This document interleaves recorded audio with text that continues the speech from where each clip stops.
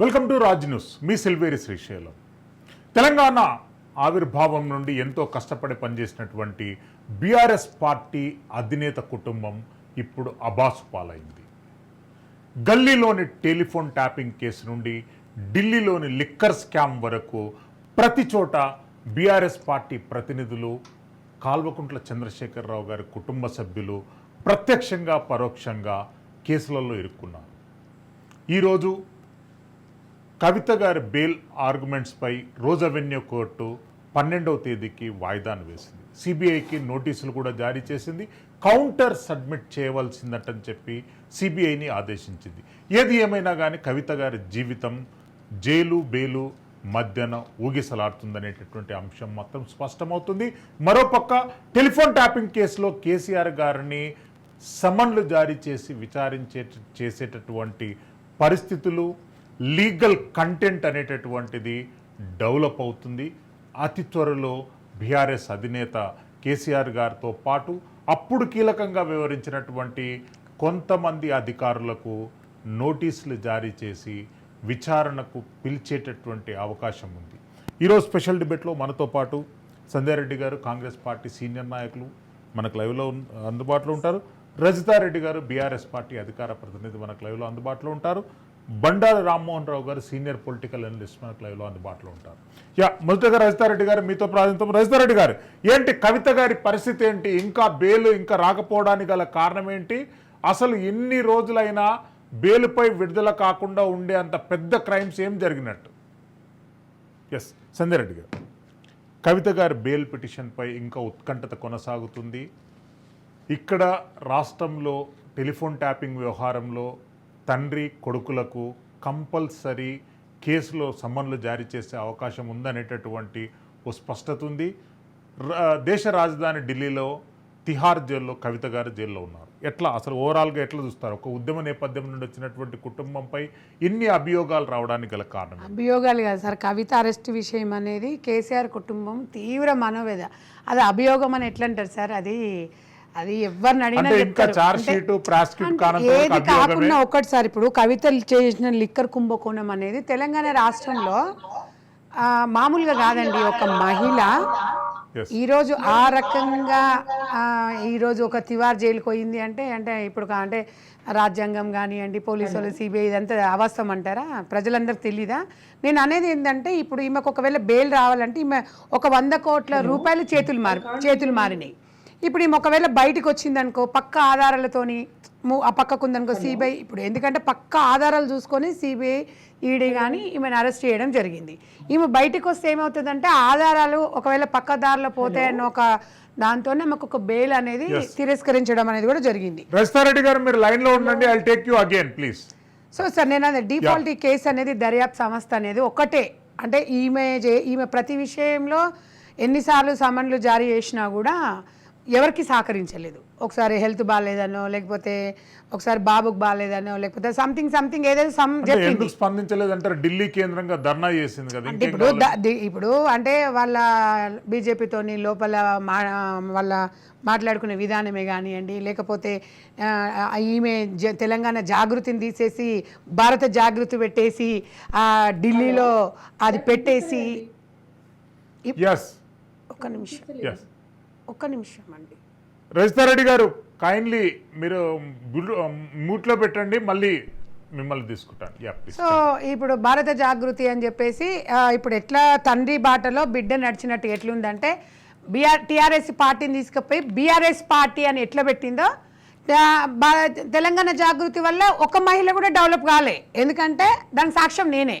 ఎందుకంటే నేను 2 సార్లు కన్వీనర్గా నేను ఉన్నాను. తెలంగాణ జాగృతిలో, తెలంగాణ ఉద్యమంలో కీలక పాత్ర పోషించిన కవిత ఏవన్నైతే నేను A2గా కూడా ఉన్నాను. చాలా కేసులు కూడా ఉన్నాయి తెలంగాణ దాంట్లో. సో దానివల్ల అంటే ప్రజల కోసం ఆలోచించే వ్యక్తులు గారని చెప్పడానికి నేనే ఇక్కడ ఆధారం మీకు. ఎందుకంటే దానికి నేనే చెప్పగలుగుతాను.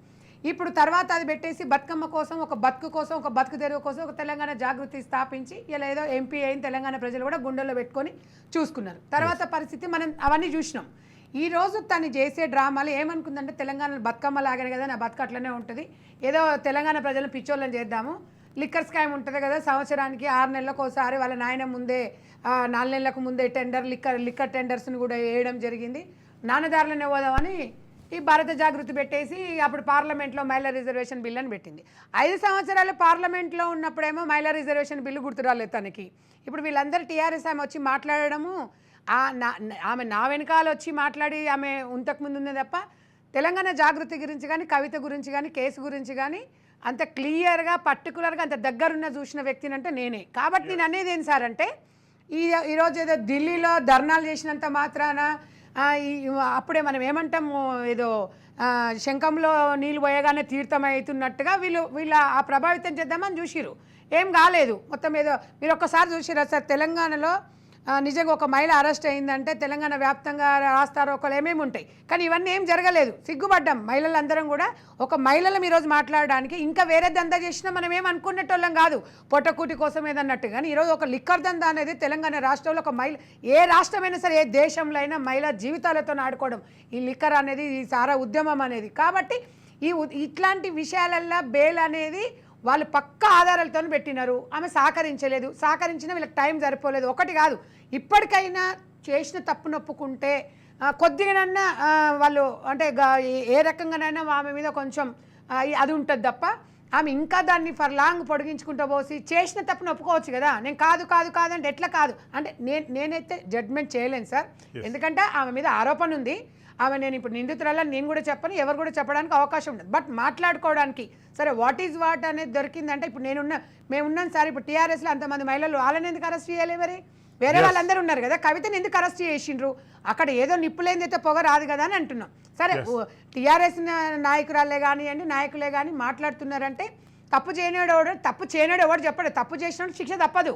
ఎందుకంటే రాజ్యాంగంలో ఎవరికి చట్టానికి ఎవడు చుట్టం కాడు అన్న రీతిలో ఉంటుంది. ఎంతసేపటికి చేసిన దానికి కొద్దిగా గొప్ప మెల్లమెల్లగా ఇప్పుడు నాకు తెలిసి తివార్ చేయాలండి. ఎందుకంటే అంత అవసరం ఏముండండి తనకి. ఒక కేసీఆర్ తెలంగాణ ఉద్యమ నాయకుడు, ఆయన కేసీఆర్ బిడ్డ, చక్కగా ఉన్నదాంతో చక్కదిద్దుకొని ప్రజా సేవలు చేసుకుంటూ అదే సరే అండి, మనిషికి ఆశాజీవి, ఆశ లేనిది ఎవరు ఉండరు. 10 మందికి చేసుకుంటూ ముందుకెళ్ళేసి ఒక మంచి దారిలో వెళ్ళిపోతే ఈరోజు ఒక ఆదర్శంగా ఉంటే ఆమెకు ఒక తెలంగాణ రాష్ట్రంలో ఒక మంచి రాజకీయ నాయకురాళ్ళగా పేరు వచ్చేది.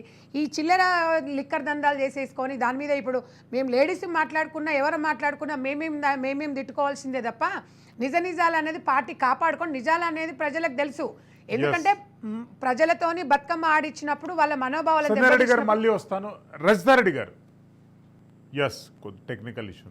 సంధ్యారెడ్డి, అంటే టోటల్గా ఈ వ్యవహారం పైన బీఆర్ఎస్ పార్టీ ఇది అంతర్గతమైనా కానీ కాంగ్రెస్ పార్టీ దీన్ని పూర్తిగా మానిటర్ చేస్తుంది. కాంగ్రెస్ పార్టీ ఎప్పటికప్పుడు ఇన్వెస్టిగేషన్కి అవసరం ఉన్నటువంటి ఇన్పుట్స్ అని అందిస్తున్నాయి అన్నట్టు ఒక అభియోగం ఉంది.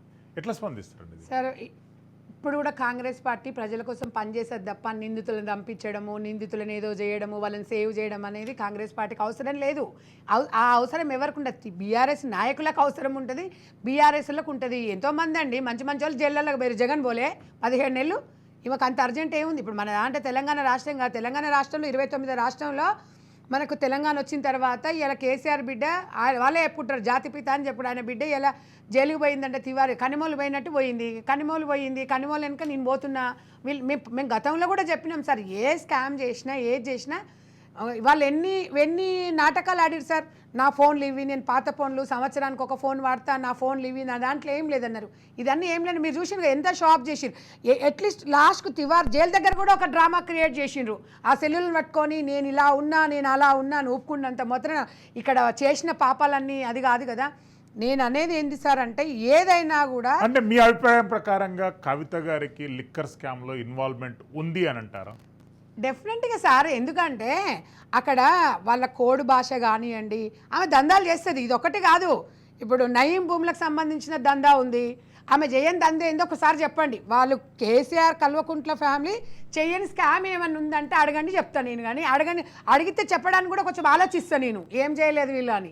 చేసిన ఎన్ని ఉన్నాయి అనేది, దాంట్లో సారా అనేది మహిళల మనోభావాలకు దెబ్బతీసే స్కామ్. కాబట్టి ఆ లిక్కర్ దందా అనేది అది చీప్ లిక్కర్ గురించి మంచి మేధావులను మొత్తం లాగా మనల గురించి సీఎం బిడ్డ అని చెప్పి పాపము వాళ్ళు ఒకటి చెప్పి ఒకటి చేసిరు. ఇక పాపమనాలా పుణ్యమనాలా ఏదేమైనా ఆడవాళ్ళ జీవితాలతో ఒక వాళ్ళ జీవితాల మనోభావాలను దెబ్బతీసే దాకా ఉంది. కాబట్టి ఈ విషయంలో అయ్యో పాపం అని అయితే ఎవరు అన్నారు. అంతకుముందు ఒక ఉద్యమానికి ఊపిరి పోసింది, వాస్తవానికి మంచి ఉద్యమ నాయకురాలు, నేను కాదనను, ఒక మంచి లాంగ్వేజ్ మాట్లాడుతుంది, ఒక మంచి అంటే ఒక విజన్ ఉన్న వ్యక్తి. కానీ ఈ రకంగా వెళ్ళిందంటే తనతో పనిచేసినందుకు మాకు కూడా బాధగా అనిపిస్తుంది. ఈ కేసు కాకుండా ఇలా కాకుండా ఇంకా చేయకుండా బాగుండేమో అనిపించింది.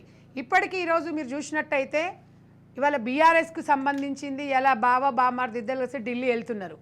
ఏది వెళ్ళినా కూడా సార్, ఏది వెళ్ళినా ఏదైనా చట్టంలో ఇది మామూలుగా ఏదో ఈ మన లోకల్ కోర్టో లేకపోతే జిల్లా కోర్టో మన ఈ కోర్టు కాదు. తివార్ జైలు అంటే అది మామూలు విషయం కాదు. కాబట్టి మనం ఆలోచించుకోవాల్సిన అవసరం ఉంది. రజితారెడ్డి గారు వచ్చారు. సంధ్యారెడ్డి గారు, రజితారెడ్డి గారు, బీఆర్ఎస్ పార్టీ ఎమ్మెల్సీ కవిత గారికి బెయిల్ ఎప్పుడు శాంక్షన్ అవుతుంది? మీకున్న ప్రిడిక్షన్స్ ఏంటి? అది ఎప్పుడైతుంది అంటే అది న్యాయ వ్యవస్థను మొత్తం వాళ్ళ చేతుల్లో పెట్టుకున్నాక ఎప్పుడైతుంది అనేది మీరు చెప్పగలరా? మీరేమో న్యాయ వ్యవస్థ అంటున్నారు, ఇక్కడ కూర్చున్నటువంటి సంధ్యారెడ్డి గారేమో ఆమె ప్యూర్లీ ఆ స్కాండల్లో ఇన్వాల్వ్ అయ్యింది కనుక ఇప్పుడప్పుడే బెయిల్ అనేటటువంటిది మంజూరు కాదు, ఆర్గనైజ్డ్ క్రైమ్స్ యాక్ట్ పైన ఎవరైతే రిమైండ్ అయి ఉన్నారో వాళ్ళకి బెయిల్ అంత ఈజీ కాదంటని చెప్పి సంధ్యారెడ్డి గారు చెప్తున్నారు.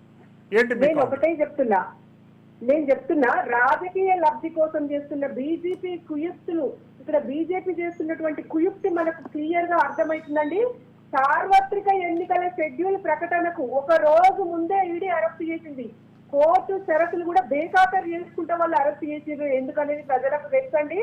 రాజకీయ ప్రత్యర్థులను భయభ్రాంతులకు గురి చేసి లొంగ తీసుకోవడం బీజేపీకి కొత్త కాదు. ఈ తక్కు టమారా విద్యలు బీజేపీని ఎప్పటి నుంచో ప్రదర్శిస్తున్నాయి. ఇవాళ కవిత గారి విషయంలోనే కాదు, అనేక విషయాల్లో మనం వెలుగు చూస్తాం. కేసీఆర్ గారిని ఢీ కొట్టలేక కవిత గారిని జైలుకు పంపారనేది ప్రతి ఒక్క చిన్న పిల్లగాడిని అడిగినా చెప్తాడు. కేవలం రాజకీయ దురుద్దేశంతోనే కేసు పెట్టి వేధిస్తున్నారు. అసలు ఇది కేసే కాదని పెద్ద పెద్ద మేధావులు చెప్తున్నారు. ఇలా ఢిల్లీ లిక్కర్ కేసు అనేది ఒట్టి బోగస్. ఢిల్లీ లిక్కర్ స్కామ్ పేరిట బీజేపీ ఆడుతున్న రాజకీయ క్షుద్ర క్రీడ అనేది ప్రజలకు తెలుసండి. ఇదే కేసులో అరెస్ట్ అయిన కొంతమంది బీజేపీ పార్టీకి కొన్ని కోట్లు కుమ్మరిస్తారు. ఎలక్ట్రల్ బాండ్ తీసుకుని వాళ్ళకి బెయిల్ ఇచ్చిర్రు. మరి ఈడీ, సిబిఐ, ఐటీ తదితర దర్యాప్తు సంస్థలను కేంద్ర ప్రభుత్వం వాడుకుంటలేదండి. మనం చూస్తలేమా? ప్రజాస్వామ్యంలో గొడ్డలు పెట్టిగా పరిణమిస్తుంది ఇది. బీజేపీ ప్రభుత్వ చర్యలను ఇలా తీవ్రంగా ఖండిస్తున్నాం. ఒక లేడీని అడ్డం పెట్టుకుని క్షుద్ర రాజకీయం చేస్తున్న బీజేపీకి పతనం తప్పదండి. ఇలా అక్రమ అరెస్టులను వెంటనే వెనక్కి తీసుకోకపోతే, అరెస్ట్ అయిన వారిని వెంటనే విడుదల చేయకపోతే ప్రజాక్షేత్రంలో బీజేపీకి కానీ ఈ కాంగ్రెస్ కి కానీ పరాభవం తప్పదండి. పాపం కేజ్రీవాల్ గారిని ఏదో రకంగా ఇరికించాలని చాలా కాలం నుంచి వెయిట్ చేస్తున్నారు. ఏదో రకంగా ఆయన ప్రమేయం ఉన్నా లేకుండా ఇరికించాలని చూసిండ్రు. ఇలా అంతకు ముందు అట్లనే ఇరికిచ్చిండ్రు. అంతకుముందు 300 కోట్ల మనీ లాండరింగ్ కేసు ఎదుర్కొన్న నారాయణ రాణి గారు విన్నారండి మీరు? అంతకుముందు 300 కోట్ల మనీ లాండరింగ్ ఆరోపణలు ఎదుర్కొన్న నారాయణ రాణి గారు బీజేపీలో చేరగానే విచారణ ఆగిపోయింది. మరి అంటే బీజేపీలో చేరితే ఏం స్కామ్ ఉండదుగా. నారద స్కామ్ అని విన్నారా మీరు? పేపర్లో చూసిరండి. నారద స్కామ్ లో నిందితుడిగా ఉన్న సువేందు అధికారి బీజేపీలో చేరంగానే ఆయన పునీతుడైపోయిండు. అంటే బీజేపీ ఏకపక్ష ధోరణి అట్లుంటది అనమాట. ఓ లంచం కేసులో ఆరోపణలు ఎదుర్కొన్న హిమవంత్ శర్మ బీజేపీలో చేరంగానే ఏకంగా ముఖ్యమంత్రి అవుతాడు. అంటే వీళ్ళు ఇట్లా లంచం ఆరోపణలు యడ్యూరప్ప కేసు ఏమైంది? మీడియా ప్రశ్నించిండ్రు అయినారన్నా. యడ్యూరప్ప కేసు ఏం దాకా వచ్చిందో మీరు ఎప్పుడన్నా తెలుసుకున్నారండి? మనీ లాండరింగ్ కేసులో శివసేన సిండే వర్గం ఎంపీ భావన గవాల్ అనేక సార్లు ఈడీ విచారణకు హాజరు కాకుండా ఆమె ఇంతవరకు కూడా అరెస్ట్ చేయలేదు. అంటే ఆమె బీజేపీ ప్రతినిధి కాబట్టి ఆమె మీద అరెస్ట్ ఉంటుంది. ఇలా సిండే వర్గం బీజేపీతో జత కట్టగానే క్షమా చట్టాన్ని ఉల్లంఘించి ఆరోపణలు ఎదుర్కొంటున్న ఎమ్మెల్యేల మీద విచారణ లేదు అసలు ఇంతవరకు బీజేపీలో. అంటే విచారణ వెంటనే ఆగిపోయింది. వాళ్ళు బీజేపీలో చేరగానే ఇట్లా స్టాప్ అయిపోతుంది అనమాట. అంటే ఒకటే అండి, అంటే స్వపక్షంలో ఉంటే విచారణ ఉండదు, అరెస్ట్ ఉండదు. విపక్షంలో ఉంటే అరెస్టులు ఉంటాయి.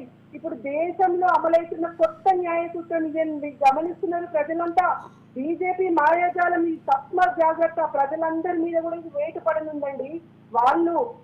వాళ్లకు మనం సహకరిస్తే కేసులు ఉండవు, వాళ్ళని మనం ఎదిరిస్తే కేసుల పేరుతో జైల్లో భయభ్రాంతులకు గురి చేస్తారు. నేను ఒకటే చెప్తున్నా, అరెస్ట్ అయిన వాళ్ళంతా తప్పు చేసినట్టు కాదు, అరెస్ట్ కాని వాళ్ళందరూ శుద్ధపూసలాంటి బయట ఉన్నోళ్ళు. ఇదంతా ఓ రాజకీయ రాష్ట్ర క్రీడ అని ప్రజలు గమనించలేరా? చూడండి, నిండు సభలో స్త్రీని అవమానించిన దుర్యోధనుడు రాజ్యాన్ని పోగొట్టుకున్నాడు, ప్రాణం పోగొట్టుకున్నాడండి. అట్లనే బీజేపీ చేస్తున్న కుయుక్తి కూడా ఇప్పుడు అట్లనే ఉంది. బీజేపీలో చేరుతారా జైలుకి వెళ్తారా అనే కుటిల రాజనీతిని అమలు చేస్తున్నాడు మోడీ. ఇలా వాళ్ళని వ్యతిరేకిస్తే మాత్రం రాజద్రోహమట, దేశద్రోహమట అట్లా ముద్రలేసి జైల్లో పెడుతున్నారు. ఇలా ప్రజలు గమనిస్తలేరా అండి? ఒకప్పుడు ఆంధ్ర వలస పాలకులు కూడా మేము బలవంతులమని విరవీగింది. అట్లనే ఇలా తెలంగాణ నాయకులకు వెన్నుపోటులు పెట్టిండ్రు ఆ రోజు. ఇలా వెన్నుపూసనే లేని తెలంగాణ నాయకులకు అవి ఆనాడు హేళన చేసి మన నాయకులను. కానీ మీడియా ధనబలము రాజ్య బలం ఉన్న ఆ రోజు ఆంధ్ర నాయకులు మనల్ని ఎదిరిస్తే ఏమైందండి? అలా చివరికి ఏమైందండి? 6 దశాబ్దాలలో ఒక నాయకుడు తెలంగాణకు 6 దశాబ్దాలు అణచివేస్తే ఏమైంది? చివరికి ఏమైంది? తెలంగాణ నడిగొడ్డున ఒక నాయకుడు ఉద్భవించింది కేసీఆర్. 4 ఏళ్లలోనే అంతమొందించినట్టు ఈ రోజు దేశానికి పట్టిన మోడీ పీడను కూడా వర్తించడానికి తెలంగాణ మహిళా లోకం ఉంది. అలా ఉద్యమ నాయకురాలు సంగారెడ్డి గారు ఆరోపణలు చేస్తున్నారు. ఉద్యమ నాయకురాలు మీద రెడ్డి గారు మళ్ళీ వస్తారండి ప్లీజ్. ఒక్క నిమిషం. బ్యాంకులను ప్రజా ధనాన్ని లూటీ చేసిన వాళ్ళను హక్కున చేర్చుకుంటుంది బీజేపీ. ఇలా ప్రజల పక్షం ఉన్నందుకు కవిత గారి మీద కేసులా? ఒకే దేశం, ఒకే జాతి, ఒకే సంస్కృతి అనే పాత సిద్ధాంతాన్ని అమలు చేస్తుందా? హిట్లర్ ని అంతమొందించిండు కదండి. ఇదే సిద్ధాంతాన్ని అమలు చేసిన హిట్లర్ ని స్టాలిన్ ఎట్లయితే అంతమొందించిండో ఈ నియంత్రణ ఎదిరించడానికి కేసీఆర్ పుట్టిండు. తెలంగాణ ప్రజలున్నారు, కలబడతాం.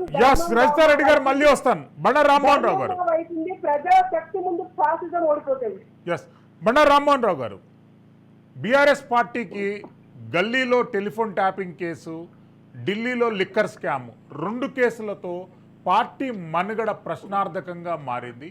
ఇప్పుడున్న పరిస్థితులలో పార్టీకి ఆల్టర్నేటివ్ రిఫార్మ్స్ ఏముంటాయండి? ఎప్పుడైనా కూడా ఒకసారి ఓడిపోయిన తర్వాత చేపలు కదా నీళ్ళ నుంచి దూరం అయితే ఎట్లా మన కొట్టుకు వస్తాయో ఆ రకంగా రాజకీయ పార్టీలు తయారైన అధికారంలో ఉన్నప్పుడు నా అంత వాడు లేడు, సాగినంత కాలం నా అంత వాడు లేడు అనే అనుకునే పార్టీలు కానీ నాయకులు కానీ సాగకపోతే చదివిన పడిపోతున్నారు, లేకపోతే మళ్ళీ అధికార పార్టీ వైపు వెళ్తున్నారు, నీళ్ళ వైపు వెళ్తున్నారు, అధికారం అనే మడుగు వైపు వెళ్తున్నారు. ఇది నేను చెప్పింది కాదు, చాణక్యుడే చెప్పారు. కనుక ఇవాళ పార్టీలకు దోకాలేదు. నేను స్పష్టంగా చెప్తున్నాను. ఎందుకంటే గతంలో కాంగ్రెస్ పార్టీ నుంచి 21 మంది ఎమ్మెల్యేలు గెలిస్తే 13 మంది చేర్చుకున్నప్పుడు 2014లో, 2018కి వస్తే 19 మంది కాంగ్రెస్ పార్టీ ఎమ్మెల్యేలు గెలిస్తే 12 మందిని చేర్చుకొని టీఎల్పీనే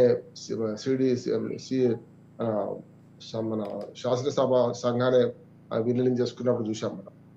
కానీ కాంగ్రెస్ పార్టీ పని అయిపోయింది అన్నారు కదా, అప్పుడు అయిపోయిందా? కాలేదు కదా. ఎందుకంటే నేనేమంటున్నా అంటే ఇవి వస్తుంటాయి, కేసులు ఇవన్నీ ఉంటాయి, తట్టుకొని నిలబడతారు, లేకపోతే పోతుంది. కానీ మొత్తమే పార్టీ పోద్ది అనేది సరైనది కాదు. ఉదాహరణకు తెలుగుదేశం పార్టీ మొత్తం మునిగిపోయింది తెలంగాణలో అన్నారు. మళ్ళీ మొన్న 2వసారి ఆంధ్రప్రదేశ్లో అధికారంలోకి వచ్చిన తర్వాత బ్రహ్మాండంగా మరి ఊరేగింపు తీయడం మనం చూసాం కదా. మళ్ళీ 2 కళ్ళు అనే సిద్ధాంతం తీసుకొచ్చి మళ్ళీ చంద్రబాబు నాయుడు గారు తెలంగాణలో ఊరేగుతున్నారు. అంటే ఎప్పుడు కూడా ఒక పార్టీ మొత్తం పోద్ది అని చెప్పలేము. కొన్నిసార్లు జరుగుతుంటాయి, పెద్ద పెద్ద పార్టీలకు తప్పలేదు. ఉదాహరణకు 2014లో 15 సీట్లు సాధించిన తెలుగుదేశం పార్టీ మొత్తం మాయమైపోయి 2018లో మహాకూటమి కట్టి కాంగ్రెస్ అట్లాగే తెలుగుదేశం కలిసి పోటీ చేసినా కూడా పెద్దగా ఫలితాలు రాలేదు. కనుక అట్లా చూసుకుంటే మళ్ళీ ఇప్పుడు తెలుగుదేశం పార్టీ మరి మనుగడలోకి వస్తుందంటున్నారు. అందుకని ఎప్పుడు కూడా ఏ పార్టీ పోదు. నేను అన్నది 2 సంకటాలే. ఒకటేమో గల్లీలోనేమో ఫోన్ ట్యాపింగ్ కేసు, అందులో ఇప్పటి వరకు అయితే తీగలాగుతున్నారు, డొంక లేదు. ఇంకా కూడా ప్రభాకర్ రావు అక్కడికి విదేశాల నుంచి రావాలి, రాధాకిషన్ రావు రిమాండ్ లో ఉన్నారు. అట్లా చూసుకుంటే మనకి ఇవన్నీ స్థానికంగా వచ్చే కష్టం. ఇక మనకు లిక్కర్ కేసులు అంటారా, ఇటీవలనే బెయిల్ విషయంలో మనకు ఏదైతే క్రిమినల్ లాస్ ఏవైతే 3 ఉన్నాయి కదా, మనకు ఐపీసీ భారతీయ న్యాయ సంహిత 2023 వచ్చింది. సిఆర్పిసి అయితే భారతీయ నాగరిక సురక్ష సంహిత అని మళ్ళీ మార్చారు. అట్లాగే మనకు సాక్ష్య చట్టం, భారతీయ సాక్ష్య చట్టంలో భారతీయ సాక్ష్య అభినయం అని మార్చారు. ఇందులో ఎప్పుడైతే బెయిల్ విషయంలో కొంతవరకు కస్టడీ బెయిల్ విషయంలో చాలా వరకు కొన్ని మార్పులు వచ్చాయి కొత్తగా. యాక్చువల్గా పాత సెక్షన్ 162(2) బదులు ఇవాళ కొత్త సెక్షన్ ఇందులో చేర్చారు. ఇందులో గతంలో రిమాండ్ విధించే అధికారం, రిమాండ్ కోరే అధికారం పోలీసులకు మొదలు అరెస్ట్ అయిన 15 రోజుల లోపలనే ఉండే, 2 వారాల లోపలనే ఉండే. ఆ తర్వాత 3 నెలల లోపు కనుక ఛార్జ్ షీట్ వేయకపోతే, 90 డేస్ లోపల ఛార్జ్ షీట్ వేయకపోతే బెయిల్ ఆటోమేటిక్ గా పొందే హక్కు ఉంటుంది. కానీ అన్నింటిలో లేదు. బెయిల్ అనేది వ్యక్తి స్వేచ్ఛను నియంత్రించేది కనుక, మనం సరిదిద్దేది కనుక వ్యక్తి స్వేచ్ఛ ఎప్పుడైనా ఉండాలి, మానవ హక్కులు ఉండాలని చెప్పి దానికి బ్రిటిష్ వాళ్ళ కాలంలోనే అది పెట్టారు. 90 డేస్ దాన్ని ఏం చేశారంటే ఇప్పుడు పోలీస్ కస్టడీలో కొత్తగా మార్పు ఏం చేశారంటే 15 రోజుల లోపల కాదు, మొదలు 60 రోజులకు కోరవచ్చు, ఒక దిశలో 90 రోజుల లోపల కూడా మళ్ళీ ఒకసారి పోలీస్ కస్టడీ అంటే దర్యాప్తు పూర్తి కాకపోతే ఆ దర్యాప్తు పూర్తి చేయడానికి వీలుగా గతంలో ఉన్న లిమిటేషన్ ను దాటి 90 రోజులు వాడు పొడిగించారు. దాన్ని మేమందరం కూడా అంటే ముఖ్యంగా ఈ పోలీస్ కస్టడీ అనే దాన్ని రోజులు పెంచడం, 90 రోజుల వరకు పెంచడం సరైనది కాదంటున్నాం. ఇక ఏదైతే దర్యాప్తు పూర్తి కాలేదో మరి అవసరమైంది కదా అనే వాదన పోలీసులు వివరిస్తున్నారు. ఇప్పుడు లిక్కర్ కేసులో ముఖ్యంగా 3 నెలలు అయిపోయినా కూడా వాడు ఛార్జ్ షీట్ వేయలేదని, వేసిన ఛార్జ్ షీట్లు కూడా కొన్నిట్లో చూసాం మనం, వేసిన ఛార్జ్ షీట్లు కూడా రిటర్న్ అయింది కనుక పోయినాయి. అంటే చాలా సార్లు మనకు కోర్టులో ఛార్జ్ షీట్ వేస్తే సాంకేతిక కారణాలకు కూడా తిరస్కరించవచ్చు. దర్యాప్తు పూర్తయినా మేము ఛార్జ్ షీట్ వేసినా సరైన విధంగా దాంట్లో కొంత లోపాలు ఉన్నాయని తిరిగి పంపింది కనుక కోర్టు ఇప్పుడు బెయిల్ ఇవ్వద్దని చెప్పి చాలా కేసుల్లో వాదించిన సందర్భాలు ఉన్నాయి. కనుక అందులో టెక్నికల్ కారణాలతో బెయిల్ అయిపోతుందని నేను అనుకుంటున్నాను. రెండోది ఏంటంటే మనకు సీరియస్ క్రైమ్ ఇది. ఒక రకంగా చెప్పాలంటే అసలు సూత్రధారి మనకు కవిత గారి అని చెప్పి ఇక్కడ పోలీసులు ప్రాసిక్యూషన్ కోర్టు ముందర వాదించారు. దానికి అనుగుణంగానే ఇప్పటి వరకు బెయిల్ దొరకలేదు. ఇప్పుడు ఏం చేస్తున్నారు, సాంకేతిక కారణాలతో 90 రోజులు అయిపోయినా కూడా మీరు ఛార్జ్ షీట్ దాఖలు చేయలేదు కనుక దాని మీద మాకు చట్ట ప్రకారం కొత్త సిఆర్పిసి ప్రకారం మాకు ఇవ్వండి బెయిల్ అని చెప్పి మళ్ళీ తన కవిత న్యాయవాదులు అప్లికేషన్ పెట్టుకున్నారు. దీనిలో కోర్టు తీర్పు మేము ఒక మాట చెప్తాను శ్రీశైలంగా, న్యాయవాదులు మేము చేసేది ఏంటంటే ఇప్పుడు డాక్టర్ అయితే తనే సొంతంగా ఆపరేషన్ చేయగలుగుతాం, తన మేధస్సులు ఉపయోగించుకుంటాం. వకీలు ఏం చేయగలుగుతాం, మేము ఉన్న చట్టాన్ని ఇప్పుడు చేతిలో ఉన్నది ఈ చట్టాన్ని చూపించి మేము బెయిల్ దీనిలో నిబంధనలు అనుసరించి బెయిల్ అడుగుతాం. కానీ అక్కడ కూర్చున్న న్యాయమూర్తి కదా ఉన్నాడు అన్నవాడు సంతకం పెట్టేది ఆయన, మేం కాదు, ఆయన ఆమె, అక్కడ ఎవరుంటే వాడు. అంటే న్యాయస్థానం తీర్పు కట్టుబడి ఉండాల్సి వస్తుంది ఎవరైనా కనుక. అంటే మేము కేవలం మా క్లయింట్ తరఫున వాదించే వరకే మా పని. సమర్థవంతంగా వాదించిన సీనియర్ అడ్వకేట్ కూడా ఒక్కోసారి బెయిల్ రాకపోవచ్చు, ఏది వాదించితే తన క్లయింట్ కు. ఒక్కోసారి జూనియర్ అడ్వకేట్ వాదించినా కూడా అక్కడ మూడ్ను బట్టి, అంటే మేడప్ మైండ్ తో లేకపోతే మేజిస్ట్రేట్లు కానీ ముఖ్యంగా న్యాయమూర్తులు కానీ దాన్ని తన విచక్షణ అధికారాన్ని ఉపయోగించుకుని బెయిల్ ఇవ్వచ్చు. కనుక దీన్ని అట్లా చూడాలి తప్ప ఇక్కడ కవిత కేసా, రామ్మోహన్ రావు కేసా, నిహారిక కేసా ఎవరైనా సమస్య లేదు.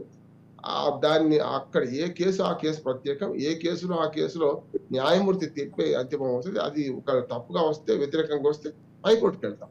ఇప్పుడు అదే జరుగుతుంది. ఒకవేళ బెయిల్ పిటిషన్ ఇక్కడ రద్దు అయితే, రాకపోతే, బెయిల్ రాకపోతే హైకోర్టుకు వెళ్లే ప్రయత్నం చేస్తారు. కోర్టు అదే అన్నది, సుప్రీంకోర్టుకు పోతే కవిత బెయిల్ విషయంలో అదే అన్నది, కింది కోర్టులు తేల్చుకోవడం మొదలు ట్రయల్ కోర్టులు తేల్చుకొని రండి అన్నది. ఆ రకంగా ట్రయల్ కోర్టులో ఇప్పటి ప్రయత్నం. బండా రామ్మోహన్ రావు గారు మళ్ళీ వస్తాను. సంధ్యారెడ్డి గారు, బీజేపీ కాంగ్రెస్ల కుట్ర కారణంగా ఈరోజు కవిత గారు జైల్లో ఉన్నారంటని చెప్పి రజితారెడ్డి గారు అభియోగం తెలుసు, ఎట్లా స్పందిస్తారు?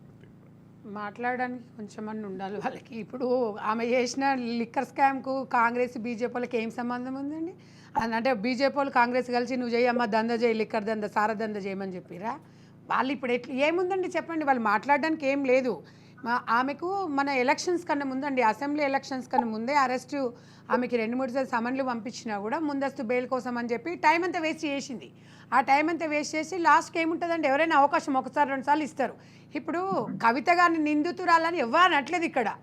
ఆమె అనుమానం ఉంది, మీ అనుమానం నిజమా కాదా అని నిరూపించుకోమని కోర్టు చెప్తుంది తప్ప ఇవాళ కవిత మొత్తం స్కామ్ చేసింది, మొత్తం ఆమె నిందితురాలని ఏ పార్టీ అనలేదు, ఎవరు కూడా అనలేదు. మరి ఇక మంచి చెడు అనేది బీజేపీ పార్టీకి కానీ, ఇప్పుడు బీజేపీ పార్టీ కానీ కాంగ్రెస్ పార్టీకి, ఇవాళ బీజేపీ కాంగ్రెస్ పార్టీ గురించి ఆమె తను మాట్లాడుతుందండి. గతంలో బీఆర్ఎస్ ఉన్నప్పుడు ఇవన్నీ నేను మరియమ్మ లాకప్ డెత్ అప్పుడు మహిళలను కొట్టి చంపుతున్నప్పుడు ఎక్కడ పోయిండ్రమ్మా, మీ లా అండ్ ఆర్డర్ ఎక్కడ పోయింది, మీ గవర్నమెంట్ ఎక్కడ పోయిందమ్మా? వరంగల్ మన ఖమ్మంలో సార్, మనం అప్పుడు ఖమ్మంలో జరిగినప్పుడు ఇవన్నీ ఉన్నప్పుడు ఎక్కడ పోయింది?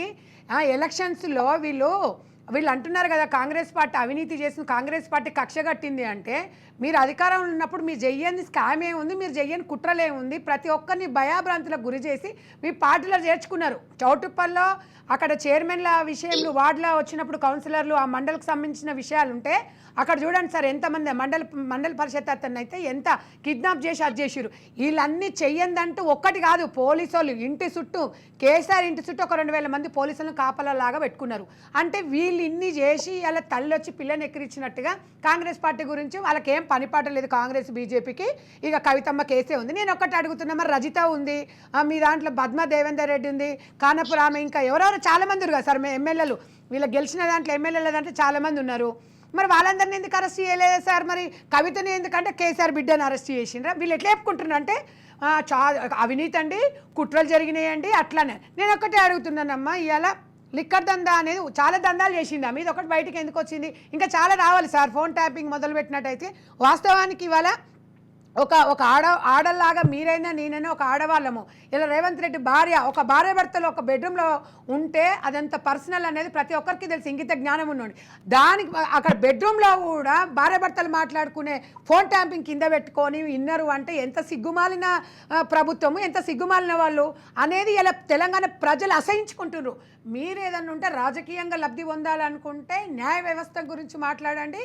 మేము పోరాడతామండి, మేము మంచిగా వస్తామండి, కడిగిన ముత్యంలాగా వస్తామని చెప్పడం కాంగ్రెస్ మీద బురద చల్లితే ఎవడు ఊరుకోడు. ఎందుకు అన్నారంటే మీరు మా పాలన గురించి ఏదైనా అడగండి, మేము చెప్తాం, రైట్, మీకు అడిగే హక్కు ఉంటుంది. కానీ జ్యుడిషియల్ గురించి, సిబిఐ గురించి, ఈడీ గురించి నేను అడుగుతున్నానమ్మా. 2010లో 2011లో కవిత ఆస్తి ఎంత ఉంది, కవిత ఎక్కడ కిరాయికి ఉన్నది, ఎంత రెంట్ కట్టింది, ఇప్పుడున్న పరిస్థితి ఏంది, 25 లక్షల వాచ్ ఏడికి వెళ్ళి వచ్చింది, ఇవన్నీ ఎక్కడికి వెళ్ళి వచ్చినాయి నీకు తెలియదా రజితమ్మ? నేను అడుగు, నేను చెప్తా. మనం ఎక్కడి నుంచి వచ్చిండ్రు, ఏ స్థాయి నుంచి వచ్చిండ్రు, నేను అదే మరి తెలంగాణ బిడ్డలందరూ ఇవ్వాలా? వీళ్ళు ఎంతోమంది మా తమ్ముళ్ళ లాంటి ఎంతోమంది చదువుకొని నిరుద్యోగులు ఉన్నారు. వాళ్ళందరికీ జరగని పరిస్థితి, వాళ్ళందరికీ రాని లక్షల కోట్లు. కవితకు ఇవాళ మొగడు ఏం పని చేస్తున్నాడు? అలా అత్తమామ ఎన్ని కోట్ల ఆస్తుంది వాళ్ళకు. హౌసింగ్ బోర్డులో పోతే ఈమె నామినేషన్ వేసేవరకు సార్, పార్లమెంటు నామినేషన్ వేసేవరకు కూడా వాళ్ళకు మామూలుగా హౌసింగ్ బోర్డులో ఒక డబుల్ బెడ్రూమ్ ఇల్లు ఉంది. నేను చూపిస్తాను, నా దగ్గర ఆధారాలతో చూపిస్తాను, నేనే అక్కడ ఉన్నా. అలాంటిది ఈ రోజు ఇన్ని వేల కోట్లకు ఎట్లా జరిగింది, ఎన్ని స్కాములు ఇంకొస్తాయమ్మా? నువ్వు తొందరపడకండి మీరు. అరే ఇంక అన్ని బయటికి వస్తాయి, చాలా ఉన్నాయి. మిమ్మల్ని ఏమనాలమ్మా? 7 లక్షల కోట్ల అప్పు చేసి తెలంగాణ రాష్ట్రాన్ని సంకనాకిచ్చిపోయిన తర్వాత మిమ్మల్ని ఏ పేరు పెట్టి విలువాలమ్మా? కాంగ్రెస్ పార్టీని ఈరోజు అవినీతి చేస్తుంది. కాంగ్రెస్ పార్టీకి కక్ష ఉండదమ్మా. Kalvakuntla family care of scams అంటే మీది కల్వకుంట్ల ఫ్యామిలీని చూపిస్తారు. ఓకే, నేను ఇలా బీఆర్ఎస్ పార్టీ భూస్థాపితమైతే నేను చెప్తలేను. రాజకీయాలల్లో వస్తుంటాయి పోతుంటాయి, చాలా పార్టీలు పుడుతుంటాయి, కామన్. బట్ నేను అనేది ఏంటి సార్ అంటే ఇవాళ మీరు నిరూపించుకోవాల్సిన బాధ్యత మీ మీద ఉంది. కానీ వేరే పార్టీ మీద బురద జల్లొద్దు. మీరు ఇంకో లైవ్ డెబ్యూట్కి రండి, మీరు ఒక మరి 6 గ్యారెంటీల గురించి మాట్లాడండి, లేకపోతే దేని గురించి మాట్లాడండి. కానీ కవిత గురించి కాంగ్రెస్ పార్టీకి పనిపాట లేదమ్మా. ఇక ఆమె స్కామ్ల గురించి పట్టించుకొని ఆమెను తీసుకోపోయి అందులో వేసి వస్తే మాకు ఏదో వస్తుంది, మేము మాకు చాలా పని ఉంది, మాకు అట్లాంటి దాంట్లో మాకు అవసరం లేదు. అంత దౌర్భాగ్య స్థితి ఇలా కాంగ్రెస్ పార్టీకి లేదు. కాంగ్రెస్ పార్టీ అంటే ప్రజలు. రజితారెడ్డి గారు, టెలిఫోన్ ట్యాపింగ్ వ్యవహారంలో బీఆర్ఎస్ పార్టీ అనేది పూర్తిగా డిఫెన్స్ మోడ్లోకి వెళ్ళిపోయింది. చెప్పుకోవడానికి, కనీసం కౌంటర్ ఇచ్చుకోవడానికి ఒక స్టేట్మెంట్, ఒక వ్యాఖ్య లేని పరిస్థితులలో బీఆర్ఎస్ పార్టీ ఉంది. ఎట్లా స్పందిస్తారండి టెలిఫోన్ ట్యాపింగ్ కేసు పైన? ఇదివరకు కూడా ఇదే మాట్లాడినామండి. ప్రభుత్వం మీ చేతిలో ఉంది, న్యాయశాఖ గానీ, ఇంటెలిజెన్స్ గానీ, ఇటు పోలీస్ వ్యవస్థ గానీ మీ చేతిలో ఉంది. అంటే వాళ్ళు ఇచ్చిన ఇన్ఫర్మేషన్ ఆధారంగానే చాలా పచ్చి నిజాలు బయటకు వస్తున్నాయి. భార్యాభర్తల మధ్య ఉన్నటువంటి అనుబంధాన్ని బయటకు వినడమే ఒక మహాపాపం అయితే దాన్ని బ్లాక్ మెయిల్ గా కన్వర్ట్ చేశారనేటటువంటిది మరోపక్క. సంధ్యా కన్వెన్షన్ చైర్మన్ బీఆర్ఎస్ పార్టీ 15 కోట్లు డిమాండ్ చేసి తీసుకోవడం అనేటటువంటిది వ్యాపారవేత్తల నడ్డి విరిచినట్టు అయిపోయింది. మరి అటువంటి వాటికి ఎట్లా చెప్తారు మీరు? చూడండి, ఎన్ని మాటలు మాట్లాడొచ్చు, ఏ ప్రూఫ్ లేని మాటలు. అవన్నీ ఆధారాలు ఉన్నాయండి, అవన్నీ పార్లమెంట్ సాక్షిగా ఉన్నటువంటి ఆధారాలు, సుప్రీంకోర్టు సాక్షిగా ఉన్నటువంటి ఆధారాలు. వాటిని మీరు డినై చేయలేరు. అధికారం ఎవరికి ఉంటుంది? ఢిల్లీ కమిషనరేట్ కు ఉంటుంది, ఢిల్లీ పోలీస్ ఆఫీసర్స్ కు ఉంటుంది. ఇక్కడ ఎవరికి ఉంటుంది? ఇంటెలిజెన్స్ ఆఫీసర్ కు ఉంటుంది. ప్రతి ప్రభుత్వానికి ఇంటెలిజెన్స్ ఉంటుంది. ప్రభుత్వంలో ఏం జరుగుతుంది, అరాచక తప్పు జరుగుతున్నప్పుడు ప్రజాస్వామ్యంలో ఎవరైనా కేసు వేయచ్చు కదా సార్. వాళ్ళు ఇంటెలిజెన్స్ రిపోర్ట్ ఇస్తారు ప్రభుత్వానికి. కొంతమంది ఇప్పుడు వ్యతిరేక శక్తులు ఉంటాయి, వాళ్ళది ఫోన్ ట్యాపింగ్ చేస్తారు. డెఫినెట్ గా రేవంత్ రెడ్డి ప్రభుత్వం చేస్తలేదా? ఇప్పుడు చెప్పమనండి. డెఫినెట్ గా ఇంటెలిజెన్స్ వ్యవస్థ ఫోన్ ట్యాపింగ్ చేస్తారు. ప్రభుత్వ వ్యతిరేక కాదండి, ఫోన్ ట్యాపింగ్ అనేది ప్రభుత్వంలో అంతర్భాగమని అందరూ ఒప్పుకున్నారు, కానీ వ్యక్తిగత జీవితాలలో అంతర్భాగం కాదు. అది వ్యక్తిగత జీవితాలలో అంతర్భాగం కాదు. మీరు డిఫెండ్ చేసుకోవద్దు రజితారెడ్డి గారు, ప్లీజ్. అలాగే మాట్లాడుతుంది, వినది. ఇంకా ఎవరు చెప్పినా వినదు. వ్యక్తిగత జీవితాలలో అంతర్భాగం కాదండి. వ్యక్తిగత జీవితాలను క్రాస్ చేసి చూసేటటువంటి రైట్ ప్రభుత్వానికి లేదు. ఒక వ్యాపారవేత్తలు, సినిమా సెలబ్రిటీలు స్వేచ్ఛా స్వాతంత్రాలతో బతికే రైట్ ఉంది. ప్రభుత్వాలకు ఇంటెలిజెన్స్ వ్యవస్థ ఉంటది, ఇంటెలిజెన్స్ వ్యవస్థ చూసుకుంటది ఏంటనేది. ఇంటెలిజెన్స్ వ్యవస్థ ఉంటే ఇద్దరి మధ్య ఉన్నటువంటి సంభాషణలు వింటారా అండి? దేశద్రోహుల సంభాషణలు వినవండి, జాతికి వ్యతిరేకంగా పనిచేసినటువంటి వాళ్ళ సంభాషణలు ఇవ్వండి. మీరు ఒక వ్యాపారవేత్తలు, రాష్ట్రానికి కావాల్సినటువంటి వివిఐపీల సంభాషణలు విని మీరు ఏం చేస్తారండి? రజితారెడ్డి గారు, ప్లీజ్. ఎస్, బండారు రామ్మోహన్ రావు గారు చెప్పండి. అంటే టెలిఫోన్ ట్యాపింగ్ వ్యవహారంలో కేసీఆర్ను విచారణకు పిలిచేటటువంటి అవకాశం ఉంది అని చెప్పి కొన్ని కథనాలు వస్తున్నాయి. 2016 సంవత్సరంలోనే ఒక అడ్వకేట్ టెలిఫోన్ ట్యాపింగ్ వ్యవహారం పైన రిట్ పిటిషన్ ఫైల్ చేసినట్టు కొన్ని వార్తలు వచ్చాయి. అసలు ఎలాంటి పరిస్థితులు టెలిఫోన్ ట్యాపింగ్ను ఫేస్ చేసుకునే అవకాశం ఉంది ఇప్పుడు? శ్రీశైలం గారు, ఇప్పుడు మనం 6 నుంచి మాట్లాడుతున్నాం. ఎస్, ఆరు లేదు, చూలు లేదు, కొడుకు పేరు స్వరంగా అంటున్నాం. పైన హస్తాలు దీనిలో ఉన్నాయని అందరూ అనుకుంటుంది. ఇంతవరకు మాత్రం ఫలానా వాళ్ళు చేయమని చెప్పిందని ప్రభాకర్ రావు విదేశాల నుంచి వచ్చేదాకా కాదు. ఇప్పుడు వరంగా చెప్పాలంటే ఈ ప్రభుత్వం చేయాల్సిన పని ఏంటి? రెడ్ కార్నర్ నోటీసులు జారీ అయినాయి. మళ్ళీ నేను క్యాన్సర్ చికిత్స తీసుకుంటున్నాను, ఇంకా రాలేకపోతున్నాను ప్రభాకర్ రావు సమాధానం ఇస్తున్నాడు. ప్రభాకర్ రావు నోటి నుంచి, ఎందుకంటే ఆయనే సూత్రధారి కనుక పాత్రధారులు ఎవరు, ఇంకా దాని మీద ఉన్న బిగ్ బాస్ ఎవరు అని చెప్పాల్సింది ఆయనే కదా. ఇప్పుడు మిగతా తిరుపతి అయ్యా, వీళ్ళంతా తిరుపతి అన్న, వీళ్ళందరూ ఇక్కడ స్టేట్మెంట్స్ ఇచ్చారు. దీన్ని బట్టి మాట్లాడుకుంటున్నాం మనం. అందుకనే రేపు ఆయన వచ్చి కేసీఆర్ ఉన్నాడా, కేటీఆర్ ఉన్నాడా, హరీష్ రావు ఉన్నాడా, ఇంకెవరు ఉన్నాడో చెప్పాల్సింది కదా ఆయన అంటున్నాడు. ఆయన చెప్పేదాకా మనం మీడియా ట్రయల్ చేసుకుంటూ పోతే ఏం లేదు, మనం మాట్లాడుకుంటా పట్టుకనే అయిపోతుంది. అట్లా కాదు కదా. ఇప్పుడు ఇంతకుముందు సంధ్యారెడ్డి గారు అన్నట్టు కోర్టులో కొన్ని పదాలు ఉన్నాయి. అరెస్టుకు అదుపు తేడా ఉన్నది. అదుపు అంటే తాత్కాలికంగా, అరెస్ట్ అంటే కోర్ట్ ఆఫ్ లా, కోర్టు ముందు ప్రవేశపెట్టినప్పుడు అరెస్టు రిమాండ్ అయినాక అరెస్ట్ చేసినట్టు లెక్క. అరెస్ట్ చేసి రిమాండ్ చూపించాలి. అట్లాగే నిందితురాలు మాత్రమే ఆమె. కడిగిన ముత్యంలాగా బయటకు వస్తే వేరు. నువ్వు మొన్నటిదాకా సాయిబాబా దేశద్రోహం చేసిండని చెప్పి వికలాంగుని 3 ఏళ్ళు జైల్లో ఉంచిండ్రు. ఏమైంది? కోర్టు కొట్టేసింది. ఆ 3 ఏళ్ళ జైలు శిక్ష అనుభవించింది ఎవరు ఇవ్వాలి మనకు? అందుకని ఏమంటారు, రేపు అడిగిన ముత్యంలాగా బయటకు వస్తుందా, లేకుంటే పూర్తిగా మురికి మీద పడుతుందా అనేది తర్వాత సంగతి. ఆమె నిందితురాలు మాత్రమే. ఆమె రేపు పొద్దున కోర్టులో ట్రయల్ ఎదుర్కోవాలి. నిజమైన సూత్రధారి ఈమెనా, లేకపోతే ఫోన్ ట్యాపింగ్ కేసు మనకు లిక్కర్ స్కామ్, ఫోన్ ట్యాపింగ్ కేసులో ఒక్కటి జరుగుతుంది. వార్ రూమ్స్ అనేది 3 చోట్ల పెట్టిండ్రు. అవన్నీ కూడా మనకు సిద్దిపేట, గజ్వేల్, మనకు సిరిసిల్ల, అట్లాగే పాలకుర్తి, ఈ 4 చోట్ల జరుగుతుందని చెప్పి మనకు పైకి వీళ్ళు దర్యాప్తులో భాగంగా వెల్లడించిన నిజాలిటీ. కనుక ఇవన్నీ ఎక్కడున్నాయి?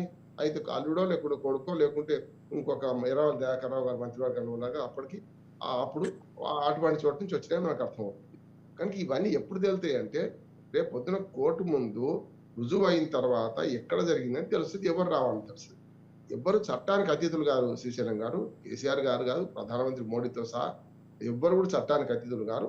ఎప్పుడైతే నిజంగానే వాళ్ళు వస్తారనుకుంటే చూస్తున్నాం కదా మనం, కమిషన్ పిలుస్తుంది. రేపు పొద్దున విద్యుత్ కుంభకోణంలో కేసీఆర్ని పిలిచింది.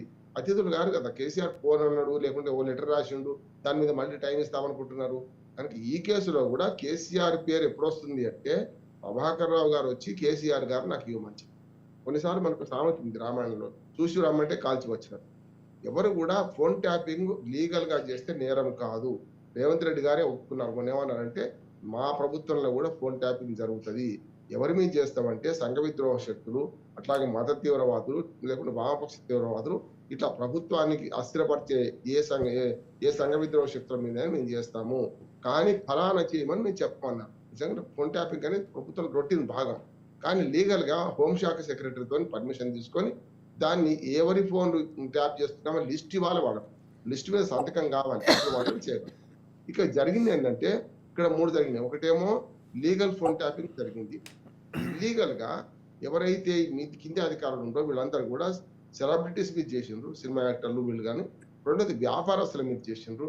నిజంగా ఒక కంప్లైంట్ ఇచ్చారు వాళ్ళు, ఇది ఒక మనకు రెడ్డి ల్యాబ్స్ వాళ్ళు కానీ ఇతరత్ర కొంత కంప్లైంట్ ఇచ్చారు. ఏమనంటే మా ఫోన్ కూడా ట్యాప్ అయిందని చెప్పి రేవంత్ రెడ్డి గారు స్వయంగా అన్నారు, మనతో ఫోన్లో మాట్లాడుకోండి మీరు, దయచేసి మన ఫోన్ ట్యాపింగ్ గురవుతున్నది, మన రహస్యాలని మన ఫ్యూచర్ ప్లాన్స్ అన్ని వాళ్ళకి తెలుస్తున్నాయి, వస్తే స్వయంగా కలవండి అని చెప్పి అధికారం రాకముందు రేవంత్ రెడ్డి గారు అన్నారు కదా. ఇట్లా 2-3 జరిగినాయి. ఒకటేమో చెప్పిన దానికన్నా ఎక్కువ చేసిన వాళ్ళు ఉన్నారు, రాజు కంటే రాజభక్తి, స్వామి కంటే స్వామిభక్తి చూపించిన వాళ్ళు ఉన్నారు. దానికి కారణం ఏంటంటే కేసీఆర్ మీద ప్రేమ కాదు. ఇక్కడ జరిగింది ఏంటంటే వాళ్ళకు కొన్ని డబ్బులు వచ్చినాయి. ఎవరైతే ఫోన్ ట్యాపింగ్ చేసుకొని బ్లాక్ మెయిల్ చేశారు, ఇంతకు సంధ్యారెడ్డి గారు చెప్పారు కదా, కొందరిని బ్లాక్ మెయిల్ చేశారు, వాళ్ళు సెలబ్రిటీస్ బ్లాక్ మెయిల్ చేశారు, అట్లాగే వ్యాపారస్తులను బ్లాక్ మెయిల్ చేశారు, రియల్ ఎస్టేట్ వ్యాపారులను కూడా బ్లాక్ మెయిల్ చేశారు. అంటే దాని ద్వారా డబ్బులు సంపాదించుకుందాం అనుకున్నారు. అందుకనే చేసిన పాపం ఊరికే పోదు. నేనేమంటున్నాను, వాళ్ళ కవిత గురించి ఎందుకు వస్తున్నది, మరి కేటీఆర్ అరెస్ట్ చేస్తే ఇంకా పేరు వచ్చేది కదా, లేకపోతే మహిళా నాయకురాలు చాలా మంది ఉన్నారు కదా. అందుకని నిప్పు లేదే పొగ రాదు, నిప్పు ఉన్నది, పొగ వస్తున్నది, నిజంగానే పొగ నిప్పు పొగనా లేకపోతే కృత్రిమైన పొగనా అని కోర్టు తెచ్చాలి. ఈ లోపు మనం ఎన్నిసార్లు మాట్లాడుకున్న శ్రీశైలం గారు, ఇది రుజువులు దొరకని సాక్ష్యం అవుతుంది. కోర్టు గనక కవితను ఫలానా శిక్షకు అర్హులా అని చెప్పి అక్కడ తీర్పిచ్చిన, లేకపోతే ప్రభాకర్ రావు వచ్చి ఇక్కడ కేసీఆర్ గారు ఇందులో ఉన్నారు, కేటీఆర్ ఉన్నారు, ఇంకెవరో ఉన్నారని రేపు పొద్దున అవసరమైన ఆధారాలు చేస్తే కేసీఆర్ కాదు దేవుడిని కూడా విడిచిపెట్టదు. చట్టం ముందు అందరూ సమానుడే, చట్టం ఎవరిని విడిచిపెట్టదు. కానీ అక్కడ దాకా మనం మాట్లాడుకుంటే ఏమైతే పార్టీలు మునిగిపోతాయా? ఎప్పుడు పార్టీలు ఏ పార్టీ మునిగిపోదు. కాంగ్రెస్ గురించి అట్లే మాట్లాడుకున్నాం, బండేవాడు బిండేవాడు అని బీజేపీ గురించి కేసీఆర్ గారు మాట్లాడారు. ఇవాళ కేసీఆర్ స్థితి ఏంది, బీజేపీ స్థితి ఏంది? అందుకని ఇవన్నీ పై మాటలే. కోర్టులో ఈ 2 కేసుల గురించి చర్చ జరుగుతున్నది, కోర్టులో విచారణ జరుగుతున్నది. విచారణ తర్వాత తేల్చిన దాన్ని బట్టి మనం తేల్చాలి, కానీ ఇప్పుడే మనం ఏం మాట్లాడినా ఇవన్నీ మా గాలి మాటలు మిగిలిపోతే తప్ప ఏం కాదు నేను. ఎస్ సంధ్యారెడ్డి గారు, టెలిఫోన్ ట్యాపింగ్ వ్యవహారం పైన కాంగ్రెస్ పార్టీ ఎన్నికల ముందు ఉన్నటువంటి దూకుడు ఇప్పుడు లేదు. ఎందుకు ఈ కేసులో సాఫ్ట్ కార్నర్ కావాలని ఏమైనా నిర్ణయం తీసుకున్నారా? అంటే లేదు సార్, అట్లానే ఏం లేదు. కాకపోతే అప్పుడు కొంచెం ఆధారాలు అవన్నీ కూడా మనం ఆరోపించినాము, అన్ని సమర్పించినాము, ఎవరికి ఏ పని చెప్పాలో ఆ పని చెప్పినాం, వాళ్ళ పనిలో వాళ్ళు ఉన్నారు. అంటే మనకు అదొక్కటే విషయం ఉండదు కదా సార్. అట్లానే ఎందుకు అనుకోవాలి, ఎందుకంటే ఇప్పుడు ఎలక్షన్ కోడ్ ఉండే మొన్నటి వరకు మనం అనుకున్న పనులు నెరవేర్చలేదు. మనం ఇచ్చిన వాగ్దానాలు ఇప్పుడు మన కాంగ్రెస్ పార్టీ నుంచి మనం ఎవరో ఇచ్చిన హామీలు నెరవేర్చాలి, రేషన్ కార్డులు కాదు ఏమన్నా పిల్లలకు ఉద్యోగాల విషయంలో కానీ అందరూ ఒక బిజీ అయిపోయిండ్రు తప్ప దాన్ని పక్కదారి పట్టిస్తున్నాము, లేకపోతే ఎవరో సైలెంట్ చేపిస్తున్నారు అనేది ఎప్పుడు ఉండదు సార్. కాంగ్రెస్ పార్టీ స్టాండ్ ఏంటంటే ఒకసారి ఒక పని ఒకరికి అప్పచెప్పినామంటే ఆ పనిలో ఆ దారిలో వాళ్ళు వెళ్ళిపోతారు తప్ప వీళ్ళ కేసీఆర్ లాగా ఒకటే ఫ్యామిలీ మీద పడేసి ఇది రకం కాదు. నేను ఇంకొకటి ఏం చెప్తున్నాను సార్ అంటే, ఇప్పుడు ఆమె ఇందాక రజితారెడ్డి గారు చెప్పినట్టు కాంగ్రెస్ పార్టీ అధికారంలో ఉంది అందుకని చెప్పి వాళ్ళు చెప్పినట్టు ఏంటంటే, కాంగ్రెస్ పార్టీ అధికారంలో రాకముందుకే ఆమె మీద అభియోగాలు వచ్చినాయి సార్. మాకు ఆ సంబంధం కూడా లేదు ఆ విషయం.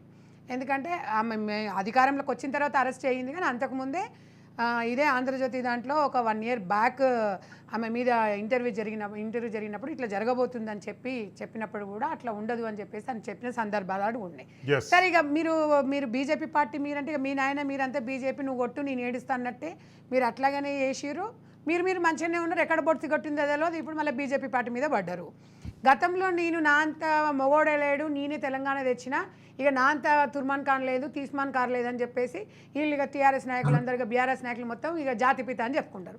మరి జాతిపిత అన్నప్పుడు జాతిపితకు బ్లడ్ కొంచెమన్నా రావాలి కదా సార్. నేను అనేది ఏంటంటే కోట్లకు ఒక్కటేసారి ఇప్పుడు 5 సంవత్సరాలు అధికారంలో ఉండొచ్చు, 10 సంవత్సరాలు ఉండొచ్చు, అధికారం అనేది శాశ్వతం కాదు. కోర్టు అనేది మాత్రం డెఫినెట్గా మీకు నాకు సంబంధం లేదు. ఇది తివార్ జైలు అనేది ఈడీ సిబిఐ అనేది అసలు మన రాష్ట్రానికి సంబంధం ఉండదు.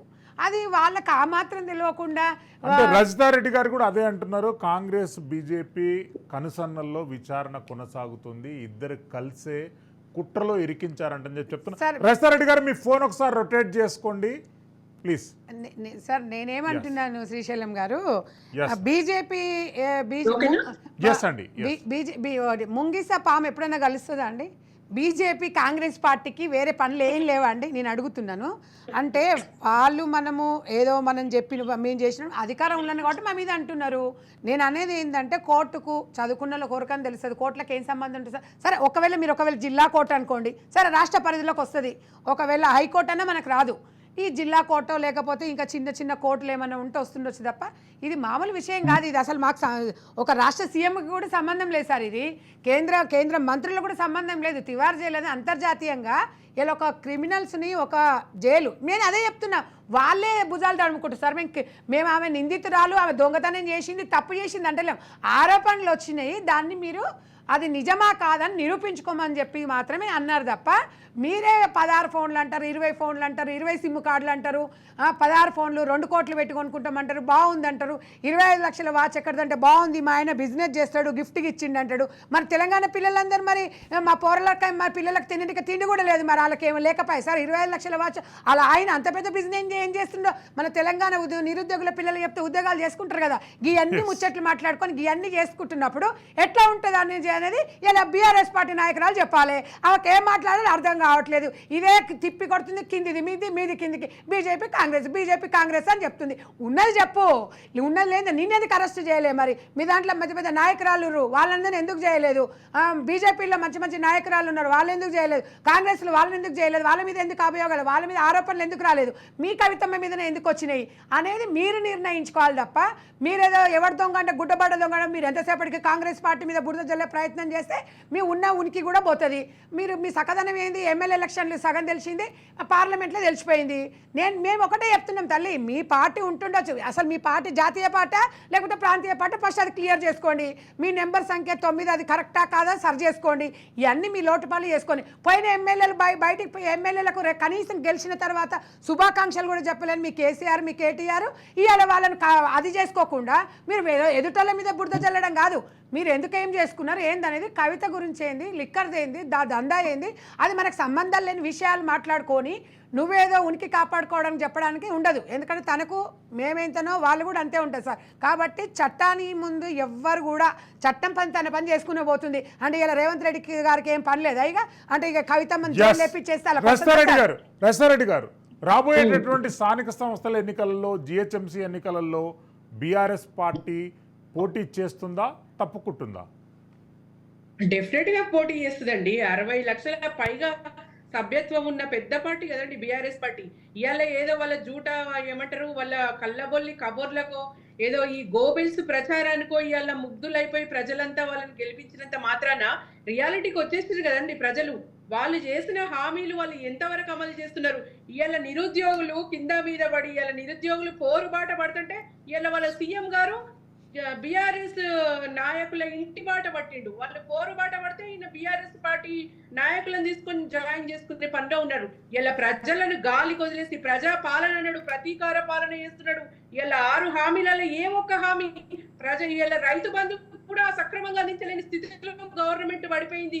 ఇలా రైతు బంధు లేదు, ఇలా రైతు భరోసా లేదు. రైతు భరోసానే లేదు, అంతర్జాతీయ వేదికల మీద భరోసాలు ఇస్తున్నట్టు మాట్లాడొచ్చు సీఎం గారు. సరే ఒక్క మాట అడుగుతున్నా, ఇవాళ కవిత గారి ఇష్యూనే వచ్చింది, ఇలా కాంగ్రెస్ పార్టీ మీద మాట్లాడే ఇష్యూ కాదు కాబట్టి ఒక్క మాట అడుగుతున్నా. ఒక్క రూపాయి కూడా కవిత గారు మనీ లాండరింగ్ చేసినట్టు రుజువు కాలేదు. ఒక్క రూపాయి కూడా ఆమె చేసినట్టుగా రుజువు కాలేదు. ఈడీ అంటే ఈడీ ఎట్లుంటదంటే ఆరోపణలు వచ్చిన ఎవరి మీదైనా అది నిజమా కాదా తేల్చే లోపు, అంటే అది తేల్చకుండా అంటే ఈడీ అట్లా నిర్ణయం తీసుకుంటే కోర్టులు ఊరుకోవు కదండి. కోర్టులు ప్రైమ్ ఆఫీస్ ఎవిడెన్స్ లేని ఎట్లా విచారణ జరుపుతాయి? నిజమా కాదా అని తేల్చుకోలేక ముందే అరెస్ట్ చేసే అధికారం ఉంటది. కోర్టులు కూడా అదే పనిలో ఉంటాయి. చూడండి ఒక్క మాట, ఇప్పుడు లైవ్ లో బీజేపీ స్వామీజీలు ఫామ్ హౌస్ లో ఎమ్మెల్యేలను కొంటూ రెడ్ హ్యాండెడ్ గా పట్టుబడ్డాడు. మరి ఏమైందండి? No arrest by ED. మరి రైతుల మీద బీజేపీ కేంద్ర మంత్రి కారు ఎక్కించి చంపిండు రైతులు ఉద్యమం చేస్తుంటే. ఏమైంది? No arrest by ED. 12 కోట్ల కుంభకోణం చేసిన అదాని ఏమైందండి? No arrest by ED. Telangana హక్కుల కోసం మాట్లాడితే కేసులు పెడతారు, అరెస్టులు చేస్తారు. యుద్ధం మొదలైందండి. ఇలా తలబడతాం. భయం అండి మాకు కొత్తనా? కేసులు జైళ్లు కొత్తనా? తలబడతాం. ధర్మం మా వైపు ఉందండి, ప్రజలు ఉన్నారు మాతోని, ప్రజాశక్తి ఉంది. ఫాసిజం ఎంత చెప్పండి? చూడండి, కాంగ్రెస్ కానీ బీజేపీ కానీ మీరు మాటలు కాదు చేతలు చూపించండి. మీరు 100 రోజుల్లో ఇస్తానన్న హామీలు ఇవాళ 7-8 నెలలు అయినాయి. ఏమైనాయండి? వాళ్ళ 30,000 కోట్ల పైగా ఆయన అప్పులు చేసుకొచ్చి ఎక్కడ పెట్టుకుంటున్నాడు? కొడంగల్కు మాత్రమే పని చేసుకుంటున్నాడా? మరి ఏమైంది? మిగతా ప్రజలు ఏమైతున్నారు? ఇలా అమలుకు చేతగాని హామీలు ఇచ్చి కింద మీద పడుకుంటా, ఇక్కడ అవున్నాయి ఇవున్నాయి ఏవో ఉన్నాయి అని వచ్చినా ఇక్కడ వచ్చి చూస్తే ఏం లేవని మాట్లాడడం నిజంగా ఎంత విడ్డూరంగా ఉందండి ఈయన పాలన. ప్రజలు ఇప్పుడు బొటాబొటి మెజారిటీతో వచ్చి ఇలా పాలన చేతగాక ప్రజల ముందు ఓడిపోదలుచుకోలేక కళ్ళబొల్లి కబుర్లతోని డైవర్షన్ పాలిటిక్స్ చేస్తున్నారు. ఇలా తెలంగాణ కొంగు బంగారం సింగరేణిని వేలం పెడితే ఇలా కళ్ళల్లో రక్తం గారుతుంది తెలంగాణ ప్రజలకు. ఇలా తెలంగాణ వద్దన్న నేతలు తెలంగాణను పరిపాలిస్తుంటే ఎంత బాధాకరం అండి.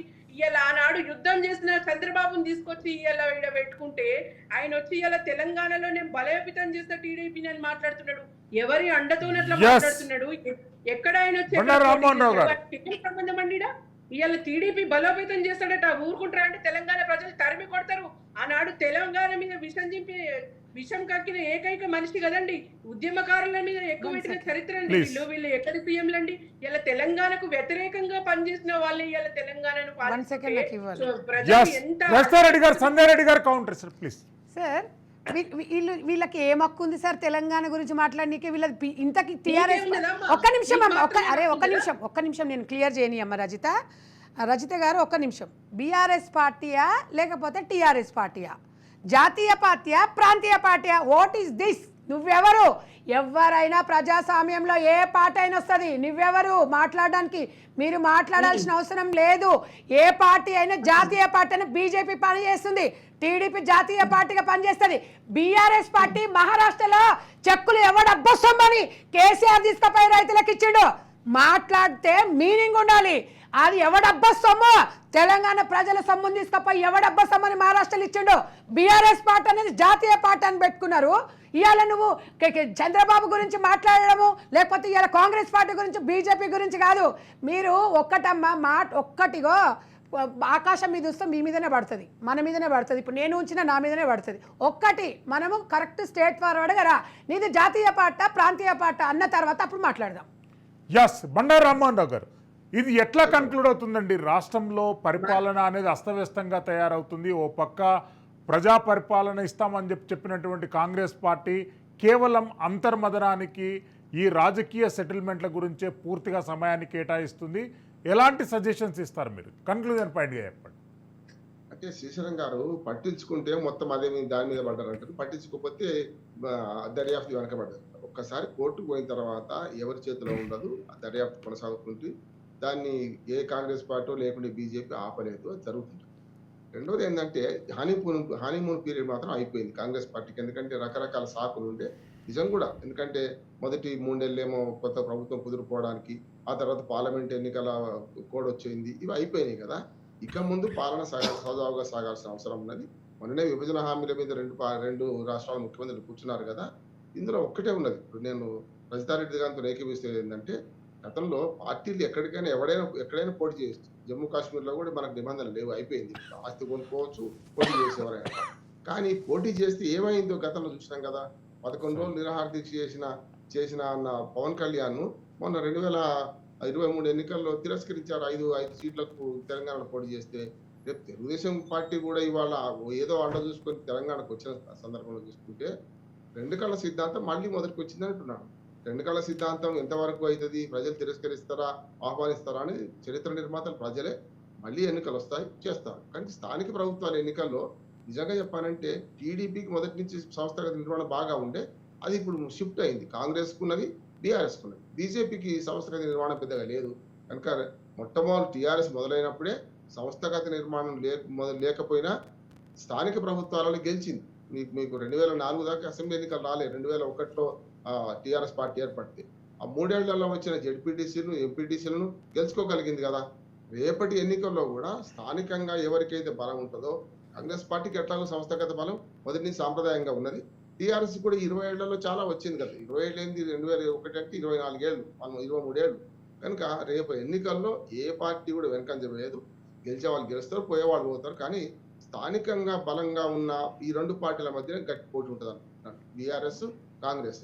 బీజేపీకి గ్రామీణ ప్రాంతాల్లో లేదు, మున్సిపాలిటీలో ఉన్నది. మున్సిపాలిటీస్ లో తిమ్మక్క పోటీ ఉండొచ్చు అని నేను అనుకుంటున్నాను.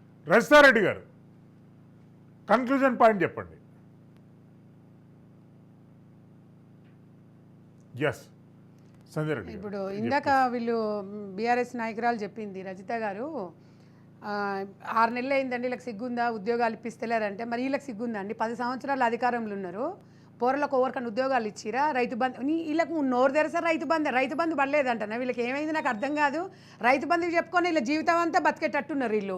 రైతు బంధు రాదా? అరే మేము మీలాగా మేము రైతు బంధు కాదు, మీరు రైతు బంధు వీళ్ళు ఇస్తే సార్ వీళ్ళు మేమేమో పంట బీమా ఇచ్చినాం, వాళ్ళేమో రైతు బీమా ఇస్తారు. అంటే రైతు చచ్చిపోవాలి, ఆ కుటుంబం అది ఉండాలని అంటుంది. నేను ఒకటి ఏం చెప్తున్నాను సార్ అంటే, ఇలా కాంగ్రెస్ పార్టీకి అది లేని 8 సీట్లు వచ్చినాయి సార్. అంటే తెలంగాణలో ఒక మాట సరే అండి కొంచెం లేట్ అవుతుండొచ్చు, అది ఎవరు అడుగుతారు? తెలంగాణ ప్రజలు రేపు ఓటు వేసేటప్పుడు వీళ్ళు మాకు చేసిందా చేయలేదు. ఇవాళ తెలంగాణలో పెద్ద ఊరటనిచ్చేది ఏం సార్ అంటే, తెలంగాణలో రైతులకు 2 లక్షల రుణమాఫీ చేసినాం అనుకోండి, వాస్తవానికి ఆలస్యమైన ఎందుకంటే అది చిన్న విషయం కాదు సార్. అది ఇప్పుడు మన దగ్గర లో బడ్జెట్ ఉంది, అది ఆ విషయంలో కొంచెం అదైతుంది తప్ప ప్రతి ఒక్కటి నెరవేర్చి మేము తీరుతాము.